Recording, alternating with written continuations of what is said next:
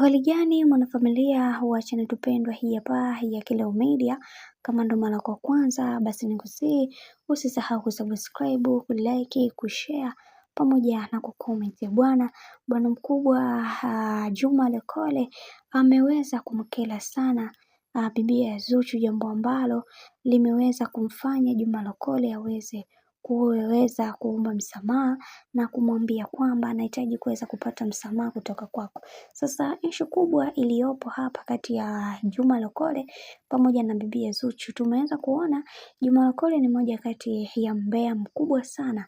Sasa kuna umbea ambao aliweza kufanya ambao kwa upande mwingine bibia Zuchu ameweza kukasirika kwa sababu umbea ambao aliweza kufanya ni umbea ambao hauna kabisa ukweli ndani yake, na watu wengi waliweza kusema kwamba kwa hiki ambacho alichoweza kukisema bwana mkubwa Juma Lokole, kama ni kweli basi atakuwa katukosea sana, na pia yatupaswa kuweza kuhakikisha kila ambalo linalotokea katika maisha yetu liweze kwenda na misingi na mikakati iliyo bora. Na mimi binafsi nitawaambia ni namna gani ambavyo maisha yanatufunza katika hii jamii. Sasa nataka niwaeleze kitu kimoja ambacho msichoweza kukielewa kuhusiana na haya maisha. Mimi ni moja kati ya mwanamke ambaye cha kwanza sipendi kuongelewa vibaya, na pia sipendi mtu aweze kuongea vitu ambavyo havina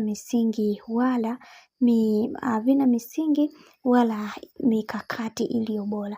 Kiukweli huwa naumia sana, lakini kwa hiki ambacho alichoweza kukifanya Juma, kiukweli kimeniumiza sana na sitamani hata kuendelea kukisema, ila naiwishi aweze kubadilika kwa sababu kuna vitu vingi vimetokea katika maisha yangu, na mimi binafsi nitahakikisha kila kitu kiweze kwenda katika mikakati iliyo bora.